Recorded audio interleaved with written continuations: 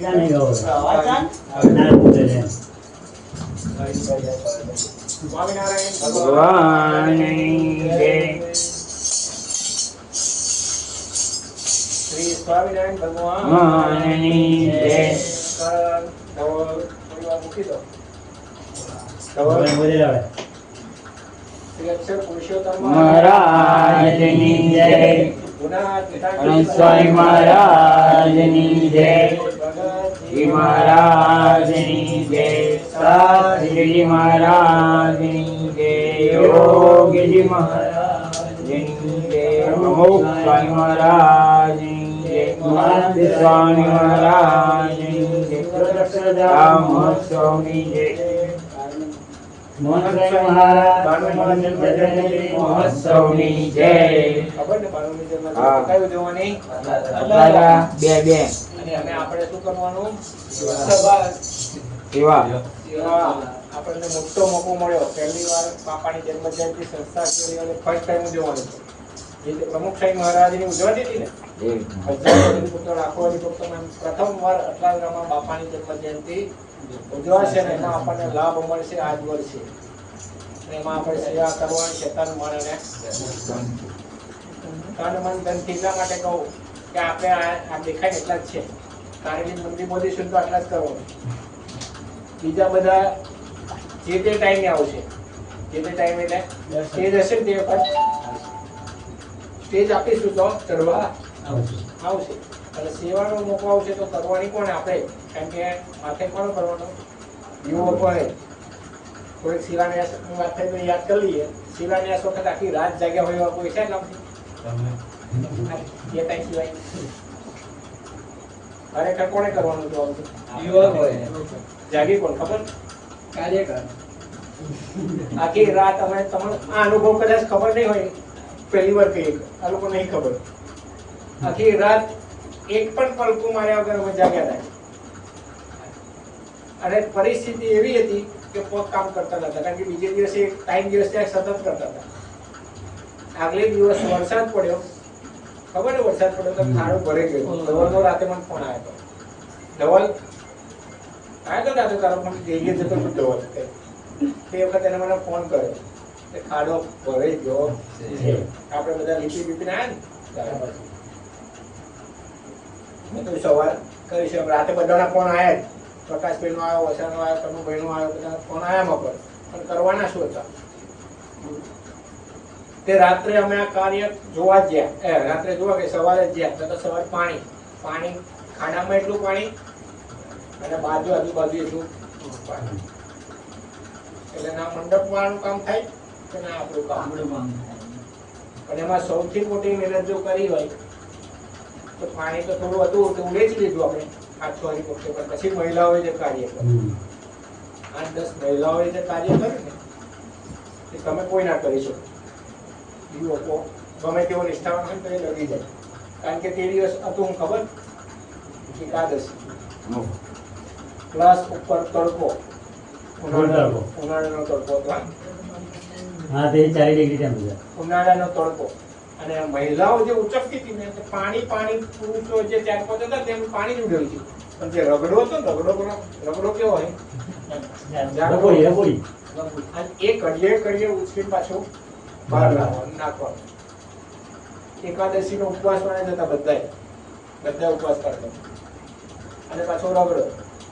અને મહિલાઓએ સમર્પણ ભાવ કર્યો કે રગડો ઉજેડ્યો, બધું નાખ્યા બહાર. ફરી પાછું લીપવા માટે છાણ લેતા આવ્યા. મોટું જે હતું ગાતે વ્યવસ્થિત લીપી અને રાત્રે તમે રગડો તમે જ કર્યું. શણગાર આપે ને તમે આમાં લાગી દેવું કશું કે આજે થયું. હા આજે થયું એવું કરવું પડે. સમર્પણ જુઓ. એ 8-10 મહિલાઓએ જે સમર્પણ કર્યું તડકામાં. આ તડકો એટલે બહુ ખતરનાક. આવું મહિલાઓને બીજે દિવસ ઉત્સાહ કેવો કે શિલાન્યાસ છે અમારે મહાપૂજામાં બેસવાનું તો પહેલા શું કરાવી લોકો મેક ઓવર કરે. ખબર એમ કોઈ પણ મહિલા હોય તૈયાર થવા માટે બ્યુટી પાર્લરનો કે ગમે તે એમની સ્વાભાવિક પ્રકૃતિ છે મહિલાઓની કે ભાઈ આવું કરાવે. આ કેમ છે કે આગલે દિવસ તડકામાં આટલું કામ કરવું એની ઈચ્છા ના થાય કે ફોટા નહીં આવે સારા આવે ફેસ પકડી જશે. પણ સમર્પણ ભાવ હતો તાનો શિલાન્યાસ તો કે મારા ગામમાં મંદિર થાય છે, ભગવાન ને સત્પુરુષ મારા ગામમાં બિરાજે છે.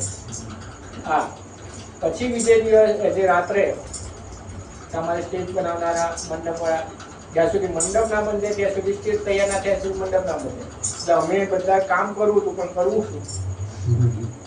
રાત્રે 2 વાગ્યા 2:30 વાગ્યા પછી ખાલી સ્ટેજ ઊંચું મંડપ ઊંચો થયો. ત્યાર પછી અમે 5-6 જણા હતા. એ 5-6 જણાએ પ્રકાશભાઈ હું કણુભાઈ બધા અમે શું કર્યું તે કહું તમને. આવો ભવિષ્યમાં વારો આવશે કે અમે પછી ઊંઘી જ આવો ચાલે. પાથરના પાથર્યા રાતે જ પાથર્યા એ પેલા પાથરને લીલા કલર નતા પૂજા કરવા. પછી તે જ વખતે 160 થાળી ગોઠવી. તો પૂજામાં તમે બેઠા હતા થાળી ગોઠવવાની તો ખબર પડે 4 જણા વચ્ચે થાળીઓ ગોઠવવાની એમ કહ્યું આખું વળી. એ થાળી પછી પૂજા પણ ગોઠવ્યો. એ થાળી કોળીઓ ગોઠવી. એ થાળી પાણીના બોટલ ગોઠવ્યા. તમારે બધું મળી રહે ફેસિલિટી. સવારે આવી તમારે બેસવાનું જ એવું ખબર હોય તો તમે આવી જાઓ. પછી એ ટાઈમે સ્ટેજ તૈયાર થયું. સ્ટેજ પર બધી વ્યવસ્થા કરી દીધી. બધું પાણીના બોટલ ક્યાં હતા?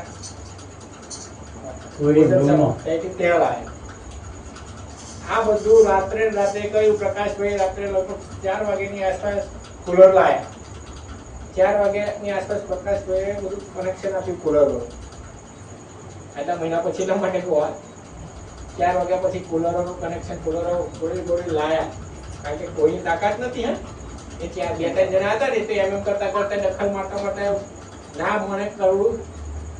આ તો શું કે આપણો પ્રસંગ લઈને બેઠા એટલે કરવું પડે એવું હતું બધા. એટલે પ્રકાશભાઈ કુલરો લાયા, કનેક્શનો માર્યો, લાઈટ કરવાની. 8 વાગે પ્રોગ્રામ ચાલુ કરવાનો હતો. અમે 5 વાગે બધું પતાવ્યું હતું બધું બધાએ અને વિચાર્યું કે હવે ઘેર જઈએ. હું વિચાર્યું ઘેર જઈને થોડુંક ફ્રેશ થઈ તરત જ જાણું કેમ કે રસોઈ 5:30 ની આસપાસ આવવાનો હતો. તરત આવવું પડે. પછી ઘેર તો ના ગયા. બધા સ્ટેજ પર જે ઊંઘતા હતા એમને ઉઠાડ્યો તો હવે ઊંઘો. કારણ કે એ બધા મોબાઈલ 3 કલાકની તો ખેંચી દીધી. જે ઊંઘતા હતા સ્ટેજ પર કારણ કે ગાડલો પાથરેલો હતો, સોફા હતું, કુલર ચાલતું છે. પછી જેવા નીકળ્યા એવા રસોઈ આપણા આવી ગયા. રસોડા વિભાગમાં કોઈ નહીં. 2 દાદા હતા પણ એ આરામથી ઊંઘી નહીં. તો ઉઠાડે તો ઉભા થઈ નહીં જગ્યા આવીએ કે નહીં કરવું. તમે જ્યાં એ આવ્યા હતા. હવે એને પહેલા પાણી ભરેલું પટેલા. પછી સળગાવવા માટે ખેતરમાં વધ્યા તમે દિવેલા હોય ને એ બધા દિવેલા વધી બધા નાખ્યા સળગાવ્યું. પછી ઉતરો તો એ વખત 5:30 તો વાગી ગયો. પછી ઘેર નાવાય. આ બધા ત્યાં આગળ મરચા સમાર્યા હતા, બટાકા પાવર નાસ્તો કર્યો હોય તો ખબર છે કરે તો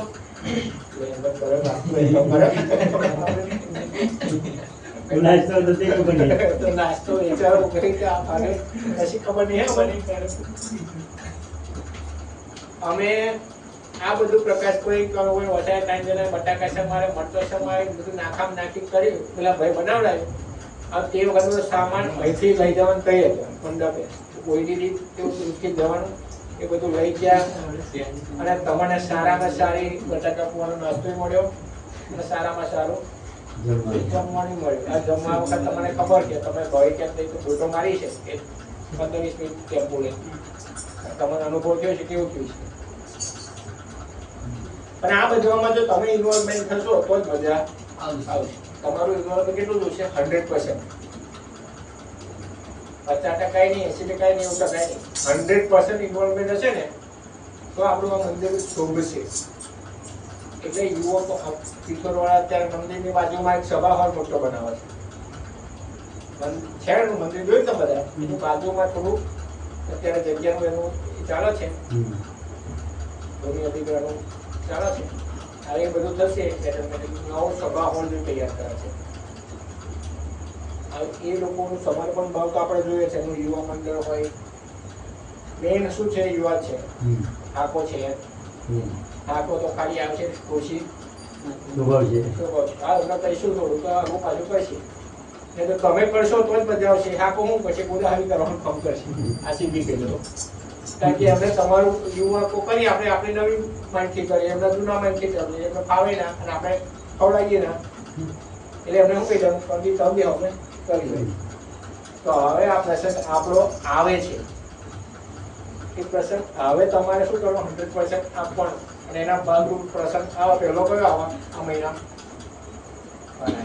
દર વર્ષે આવે એવું તમારું યુવા પારાયણ. આ યુવા પારાયણનો લાભ આપણે બધાએ તન મન અને ધનથી તન મન એટલે અંદર જે સંવાદો છે સ્ક્રિપ્ટો છે એ બધામાં આપણે પાર્ટિસિપેટ કરવા પડે તૈયારીઓ કરવાની દર વર્ષે કરતા હતા. મોડી વાત નહીં કરે ના આવે આમ નહીં તેમ થઈ સંખ્યા મેન છે કે 500 ની સંખ્યા આપણે મંદિર એના પર થાય છે. મંદિર કરો તો મંદિરનો હોલ મળે કે કેટલું કરીએ કે હું તો હવે 5000 નું કહું પણ 5 ના આવતા હોય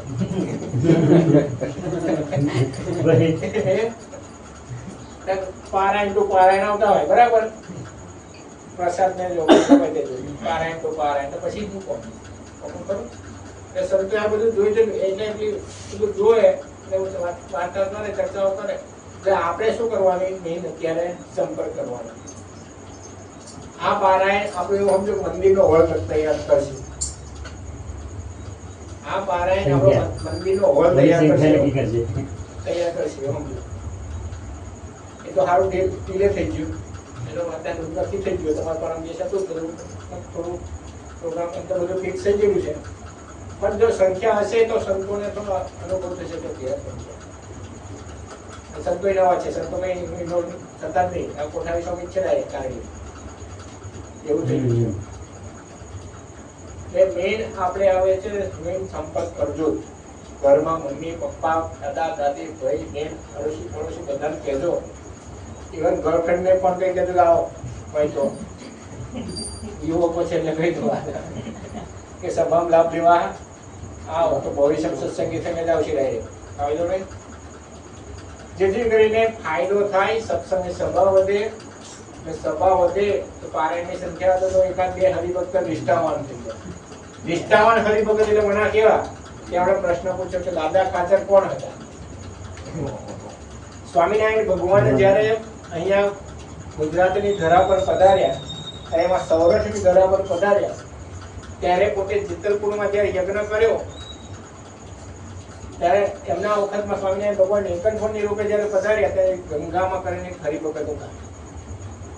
એમના ગંગાબા એટલે સેવા ભાવી મહિલા. એનું આખું તમને વાર્તા બહુ મોટી છે, પ્રસંગ બહુ મોટો છે એટલે નથી કહેવાયો. પણ સ્વામિનારાયણ ભગવાનને તાજું ને ગરમ જમાડતા હતા.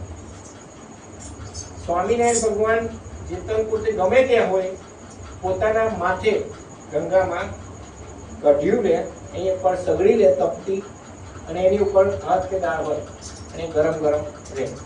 અને એવી રીતે ભગવાન સ્વામિનારાયણને પોતે જમાડતા. આવા નિષ્ઠાવાન હરિભક્તો હતા. અને એક અરસામાં ગઢડામાં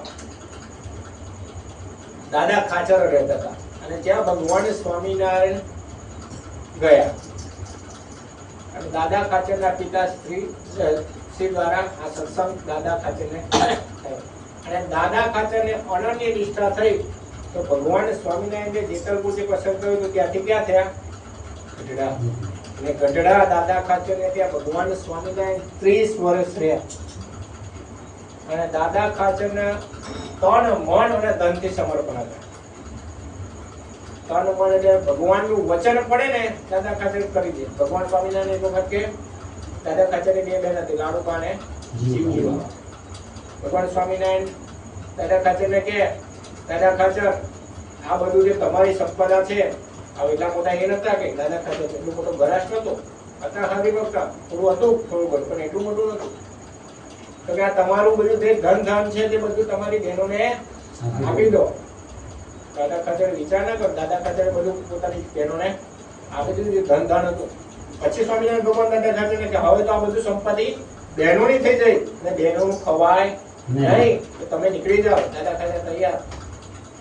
દાદા ખાચર જ્યાં સ્વામિનારાયણ ભગવાનની બહેનોને કે તમારે ક્યાં ખોટ છે? આપણે તો ભગવાન ભાઈનું છે, ભાઈનું લેવાય નહીં તો તમે ભાઈને પાછું આપી દો.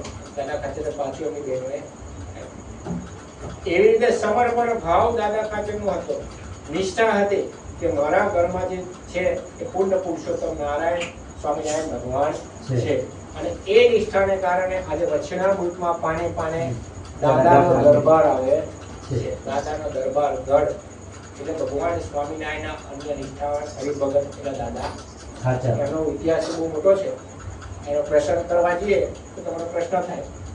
પણ એમાં વચનામૃત સ્વામિનારાયણ સંપ્રદાયનો સૌથી મોટો ગ્રંથ એ કહેવાય. ભગવાન સ્વામિનારાયણ સ્વહસ્તે જે લખ્યો એ શિક્ષાપત્રી અને સ્વામિનારાયણ પરમહંસોએ લખ્યો એ વચનામૃત. સદગુરુ સંતોએ મુક્તાનંદ સ્વામી, કૃપાનંદ સ્વામી, નિત્યાનંદ સ્વામી આ બધા સંતોએ આ ગ્રંથની અને એમાં શું શું જોતો કરો વિચાર કરો.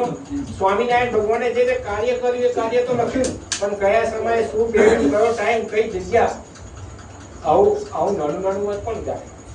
ભગવાન સ્વામિનારાયણે આ દિવસે આ વ્યક્તિએ આ જગ્યાએ બેસીને કથા વાર્તા કરી એમાં આ પ્રવચનનું ઉદ્બોધન કર્યું. આપણને ગયા વર્ષે પારાયણ હતું પણ યાદ છે તમે પારાયણનો વિશેષ બધો બહુ મોટો ધામધૂમથી પારાયણ કર્યા. ત્યાં દાવાનો કે આપણને પણ વિષય યાદ હોય નહીં. હવે આ વર્ષે પારાયણ છે એનો મહિમા એ જોયું. શાના પર પારાયણ છે એ વિષય જોયું તમારે? તો આ બધું આપણને જાણવાનું શું છે? તો આપણને આપણો સંસ્થાનો મહિમા, પહેલા તો આપણા શાસ્ત્રોનો મહિમા, આપણા સદગુરુનો મહિમા. અત્યારે તો દાદા ખાચરના વિશે કહેવા આવે તો શું કહે કે 30 વર્ષ ભગવાન સ્વામિનારાયણ ત્યારે હું ત્યારે દાદો દાદો કહેવાય.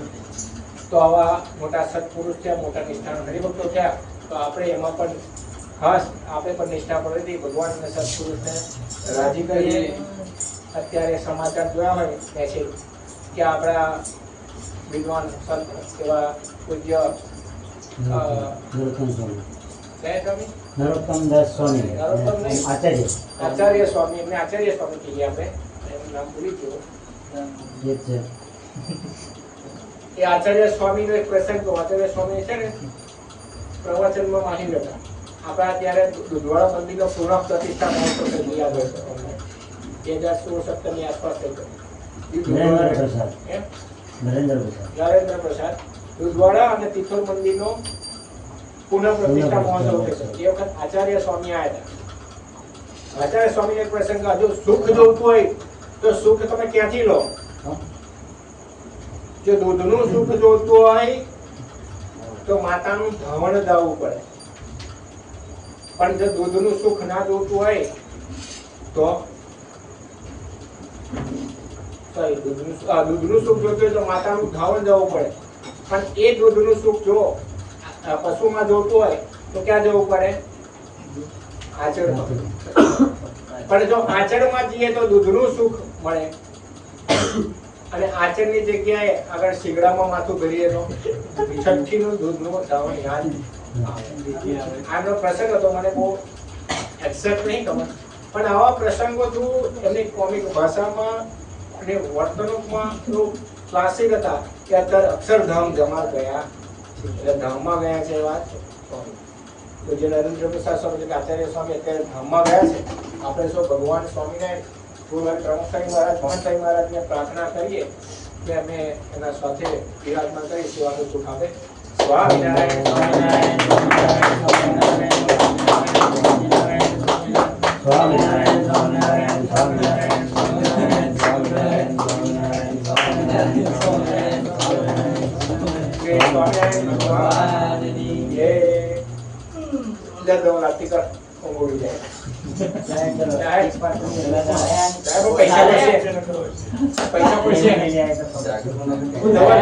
પૈસા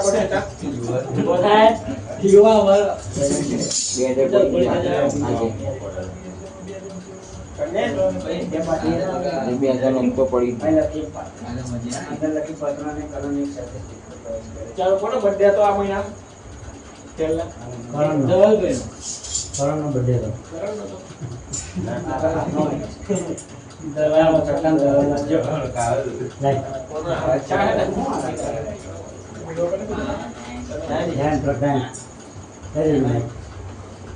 કેવા